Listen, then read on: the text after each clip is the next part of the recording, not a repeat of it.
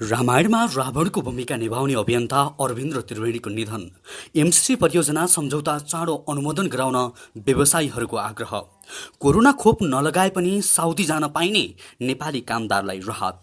दशैंको मुखमा नेपाली बजार, भिड थामी नसक्नु, महँगी खपिन सक्नु। कुखुराको दानाको मूल्य बढ्यो, मासुको मूल्य के हुन्छ, यसबारे सम्पूर्ण जानकारी। आगामी 3 दिन देशभर मेघ गर्जनसहित वर्षाको सम्भावना। टिकटक बनाउन सुनको सिक्री लिएर फरार भएका 2 महिला पक्राउ। सीके राउतको पार्टीले प्रदेश नम्बर 2 को अख्तियार घेराउ गर्ने। 33 किलो सुन तस्करी प्रकरणमा गोरेसहित 6 जनालाई जन्मकैद, प्रहरीसहित अन्यलाई सफाई। मास्कमा कालोबजारी, 3 रुपियाँको मास्क 10 रुपियाँमा बेच्दैछन् व्यापारी। मुस्कान खातुनको उपचारका लागि वीरगञ्जका मेयरले गरे 2 लाख रुपियाँ सहयोग। टेलिकमको दशैं तिहार अफर 294 रुपियाँमै 20 GB डेटा। ऐतिहासिक तस्बिर राख्दै एनसीले किन गरिन् नेपालसँग चीनको सीमा विवाद नरहेको दावी। सांसदका पिएका लागि मात्र 1,43,74,000 रुपियाँ निकासा। गोविन्द केसीले जिते मुद्दा, अदालतको अपहेलना नभएको ठहर। खुल्यो मध्य भोटेकोशी जलविद्युतको आइपिओ, 10,000 कितासम्म आवेदन दिन सकिने लगायतका आज दिनभरका केही महत्त्वपूर्ण र काम लाग्ने समाचार आजको यस भिडियोमा। दर्शकवृन्द, युट्युब च्यानल इन्फो खबरको न्युज बुलेटिनमा तपाईलाई हार्दिक स्वागत छ। आज पनि केही महत्त्वपूर्ण दिनभरका काम लाग्ने समाचारको साथमा म सन्तोष कठायत उपस्थित भइसकेको छु। पुरा समाचार अत्यन्तै धेरै महत्त्वपूर्ण भएकाले अन्तिमसम्म हेरी समाचारलाई लाइक गर्न, कमेन्ट गर्न, त्यसैगरी साथीभाइमा सेयर गर्न पनि नबिर्सिनुहोस् है त। समाचारको सुरुमा एमसिसीको प्रसङ्ग। अमेरिकाको सहयोग नियोग मिलेनियम च्यालेन्ज कर्पोरेसन एमसिसीको नेपाल कन्ट्र्याक्ट सम्झौता पारितका लागि व्यवसायीहरूले प्रधानमन्त्री शेरबहादुर देउबाको ध्यान आकर्षण गराउने भएका छन्। मंगलबार काठमाडौँको दरबार मार्ग स्थित पेभिलियन हलमा नेपाल, युएस र चेम्बर र Institute for Strategic and Socio Economic रिसर्चले संयुक्त रूपमा आयोजना गरेको अन्तर्क्रिया कार्यक्रममा व्यवसायीहरूले एमसिसी परियोजना पारितमा ढिलाइ गर्न नहुने साझा धारणा राखेका छन्। उनीहरूले व्यवसायिक तथा औद्योगिक क्षेत्रको विकासका लागि परियोजना लाभदायी हुने पनि बताएका छन्। एमसिसी सम्झौता पारित नहुँदा यसको अनुदानमा निर्माण गर्न लागिएका पूर्वाधार आयोजनाहरूको निर्माण कार्य अवरुद्ध भएको निजी क्षेत्रको भनाइरहेको छ। एमसिसी परियोजना ऋणमा नभएर सहयोग मात्र भएकाले यो राष्ट्रघाती नहुने व्यवसायीहरूको तर्क रहेको छ। नेपाल अमेरिका चेम्बर अफ कमर्सका महासचिव वीरेन्द्र राजकर्णिकारले पूर्वाधारहरूको विकास भएका हरेक क्षेत्रमा विकासको ढोका खुल्ने बताए। उनले अहिले नेपालमा उद्योग व्यवसायीहरूको उत्पादकत्व घटेको अवस्थामा एमसिसी परियोजना पारित भएमा नेपालको औद्योगिक व्यवसायमा व्यापक सुधार हुने विश्वास समेत व्यक्त गरेका छन्। दर्शकवृन्द, जिम्मेवार पदमा रहेका केही गैर जिम्मेवारी व्यक्तिहरूले एमसिसी पास गर्ने रणनीति चलाइरहेका छन्। यो राष्ट्रघाती सम्झौता हो, सबै नेपाली जनलाई थाहा भइसकेको छ। तसर्थ दबावस्वरूप सबैजनाले कमेन्टमा नो एमसिसी भनेर कमेन्ट गर्नुहोला। त्यसैगरी अब अर्को समाचार। भारतीय टेलिभिजन च्यानल दूरदर्शनमा प्रसारित हुने पौराणिक कार्यक्रम रामायणमा रावणको भूमिका निभाउने अरविन्द त्रिवेणीको गयो राति निधन भएको छ। सन् 1980 को दशकमा दूरदर्शनमा प्रसारित हुने रामानन्द सागरको निकै लोकप्रिय धारावाहिक रामायणको रावणको भूमिका निभाउने अभिनेता अरविन्द त्रिवेणीको मृत्यु भएको हो। उनको उमेर 83 वर्षको थियो। हिजो मंगलबार राति 11 बजे आफ्नो घरमा उनको ज्यान गएको बीबीसीले लेखेको छ। उनी लामो समयदेखि स्वास्थ्य समस्याबाट पीडित थिए। रामायण र रावणको भूमिका निभाउनुका साथै त्रिवेणीले धारावाहिक विक्रम और बेतालमा पनि महत्त्वपूर्ण भूमिका निभाएका थिए। यसका साथै उनी गुजराती सिनेमा जगतमा पनि परिचित भएका थिए। त्यसैगरी अब अर्को समाचारतर्फ लागौं। सर्वोच्च अदालतले तत्कालीन प्रधान न्यायाधीश गोपाल पराजुलीको प्रमाणपत्रका विषयमा डाक्टर गोविन्द केसीले दिएको अभिव्यक्ति सम्बन्धी मुद्दामा अदालतको अवहेलना नभएको फैसला गरेका छन्।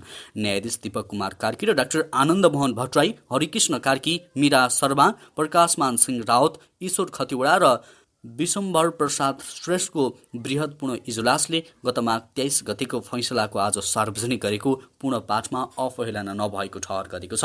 फैसलामा भनिएको छ, डाक्टर गोविन्द केसी उपरको कारबाहीको हकमा उहाँद्वारा प्रकाशित विज्ञप्ति र अभिव्यक्ति असोभनीय देखिए पनि उहाँहरूको विरुद्धको कारबाहीमा स्वच्छ सुनवाईको सिद्धान्तको सही रूपमा अनुसरण गरिएको नपाइँदा दोषी ठहर गर्न नमिल्ने भएबाट अवहेलनामा सजाय हुनुपर्छ भन्ने दाबी पुग्न नसक्ने भई दुवै दाबी खारेज हुने ठहर छ। त्यसैगरी अब सुन काण्डको प्रसङ्ग। 33 किलो सुन तस्करी प्रकरणमा चुडामणी उप्रेती गोरेसहित 6 जनालाई जन्मकैदको सजाय भएको छ। मंगलबार जिल्ला अदालत मोरङका न्यायाधीश भरत लम्सालको इजलासले गोरेसहित टेकराज मल्ल, ठकुरी, लाक्पा शेर्पा, मोहन काफ्ले, नरेन्द्र कार्की र भोजराज भण्डारीलाई कर्तव्य ज्यानको कसुरमा जन्मकैदको फैसला सुनाइएको हो। 33 किलो सुन हराएको भन्दै सनम साक्यलाई गोरे समूहले यातना दिएर हत्या गरेको आरोपमा सञ्जीव साक्यको जाहेरीमा मुद्दा दर्ता भएको थियो। यही अभियोगमा राजन कुमारलाई 3 वर्ष कैद र माधव भन्ने मदन प्रसाद घिमिरेलाई 6 महिना कैद सजाय सुनाइएको छ। यो प्रकरणमा 77 प्रतिवादी मध्ये 21 जना फरार भएका छन्। फरारको मुद्दा मुल्तवीमा राखिएको छ। पछि उठान हुन मिल्ने गरी मुद्दालाई मुल्तवीमा राखिएको हो। कसुर कायम भएका 8 जना फरार र 21 जना बाहेक अरूलाई सफाई दिइएको छ। त्यसैगरी अब पल शाहको प्रसङ्ग।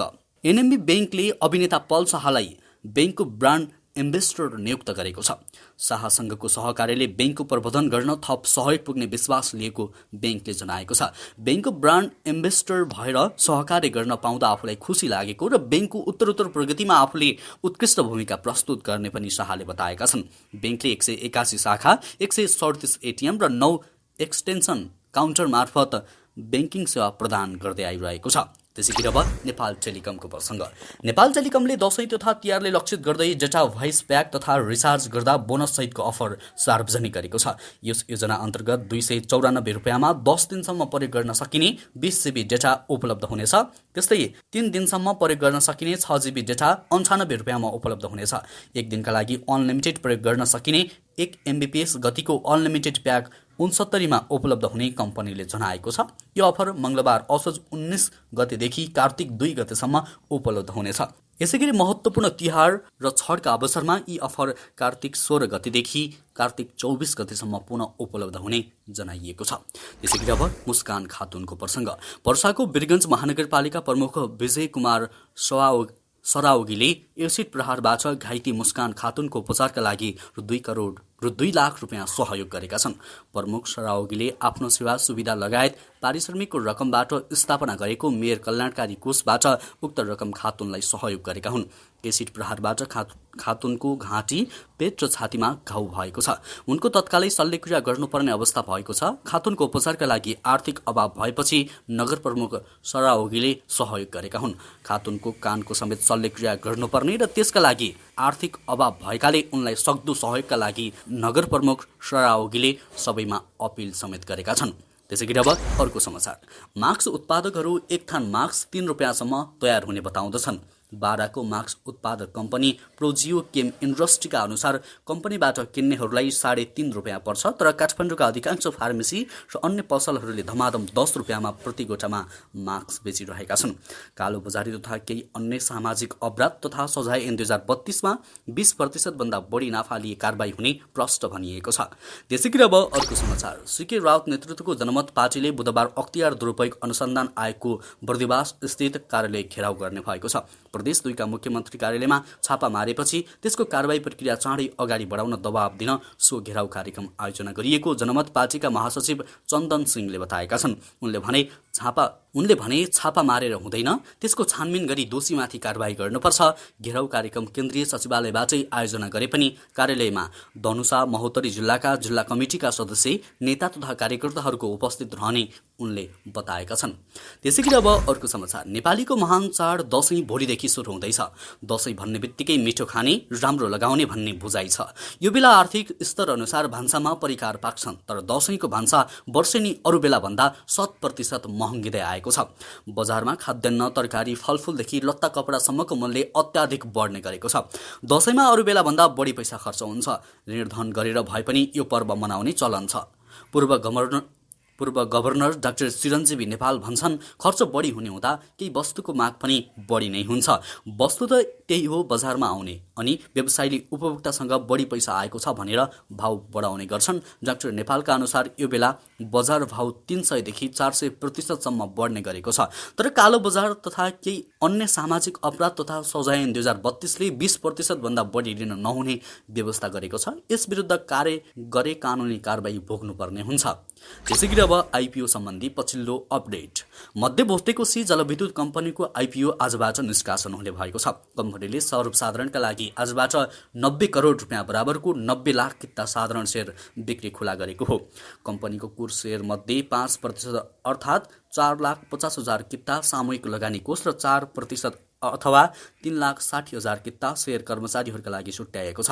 बाँकी रहेको 81,90,000 किताका लागि सर्वसाधारणले आवेदन दिन सक्नेछन्। आज 10 बजेबाट उक्त कम्पनीको सेयरमा आवेदन दिन सकिनेछ। यसको आवेदन दिने अन्तिम समय असोज 25 गतेसम्म रहेको बताइएको छ। त्यसैगरी अब अर्को समाचार। टिकटक बनाउनका लागि भन्दै लिएको सुनको सिक्री लिएर फरार भएका 2 महिला पक्राउ परेका छन्। महानगरीय अपराध महाशाखाको टोलीले सोमबार उनीहरूलाई पक्राउ गरेको हो।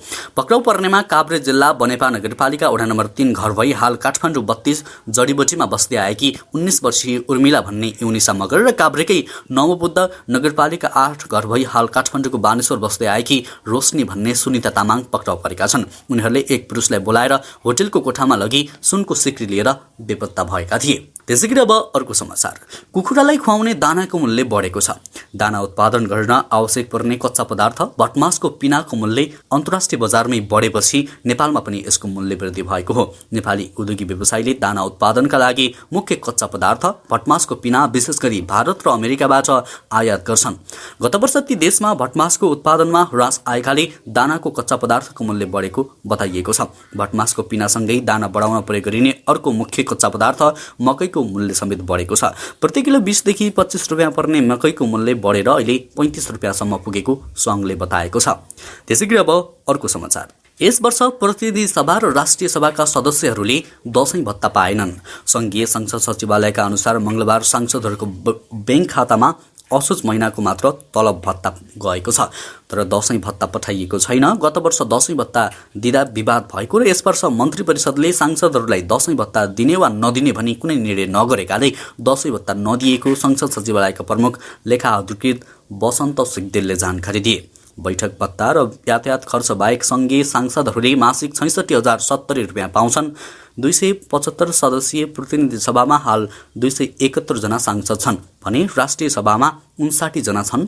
सांसद सचिवालयका अनुसार असोज महिनाको तलब बापत सांसदको खातामा मंगलबार 2,95,46,000 रुपियाँ निकासा भएको छ भने सांसदका पिएका लागि 1,43,74,000 रुपियाँ निकासा गरिएको छ। त्यसैगरी अब विदेशको खबर। नेपाली श्रमिकको प्रमुख श्रम गन्तव्य रहेको साउदी अरबले कोभिड-19 महामारी जारी रहेका बेला पनि विदेशी नागरिकका लागि यात्रा नीति परिवर्तन गरी केही सहज बनाएको छ। खोप नलगाएका यात्रु 2 दिन होम क्वारेन्टिनमा बसेर PCR परीक्षण गर्दा रिपोर्ट नेगेटिभ आएमा आफ्नो गन्तव्यमा जान दिइने साउदी अरबको गृह मन्त्रालयले जनाएको छ। यससँगै अब खोप नलगाएका यात्रुहरू पनि साउदी प्रवेश गर्न पाउने भएका छन्।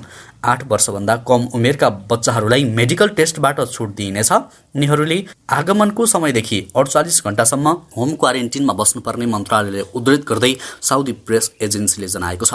नयाँ नियम अनुसार कुनै पनि अनुमोदित vaccine Pfizer, biotech, Oxford AstraZeneca, Moderna वा जोन्सन एन्ड जोन्सन भ्याक्सिनको 1 डोज पनि नलगाई साउदी प्रवेश गर्नेले होम क्वारेन्टिन बस्नुपर्नेछ। त्यसैगरी अब केपी ओलीको प्रसङ्ग। नेकपा एमालेको विधान महाधिवेशनले पारित गरेको नयाँ लोगो विवादमा परेको छ। माओवादी केन्द्रको चुनाव चिन्हसँग मिल्दोजुल्दो हँसिया हतौडा लोगोमा प्रयोग गरिएकाले माओवादी किताबाट यस उप प्रश्न उठाइएको हो। माओवादी केन्द्रका एक नेताले आफ्नो पार्टीको चुनाव चिन्ह एमालेले लोगोमा प्रयोग गरेको भन्दै आपत्ति जनाएका छन्। एमालेले यसअघि वर्गाकार कोठामा सानो साइजको हँसिया हतौडा राखेर त्यसको मुनि UML लेखिएको लोगो प्रयोग गर्दै आएको थियो। हिजो सम्पन्न विधान महाधिवेशनले पुरानो लोगो परिवर्तन गरी सूर्यभित्र गोलाकार आकारको हँसिया हतौडा राखिएको लोगो पारित गरेको छ। तत्कालीन नेकपाले प्रयोगमा ल्याएको लोगो नै विधान महाधिवेशनले पारित गरेको हो। हवस् त दर्शकवृन्द, अहिलेलाई केही महत्त्वपूर्ण र काम लाग्ने समाचारको सिलसिला यति नै। हरेक दिन बिहानै ताजा र सत्य समाचार हेर्नको लागि हाम्रो YouTube च्यानल इन्फो खबरलाई सब्स्क्राइब गर्नुहोला। हवस् त अहिलेलाई भने म लगायत हाम्रो सम्पूर्ण टिमलाई बिदा दिनुहोस्। नमस्कार।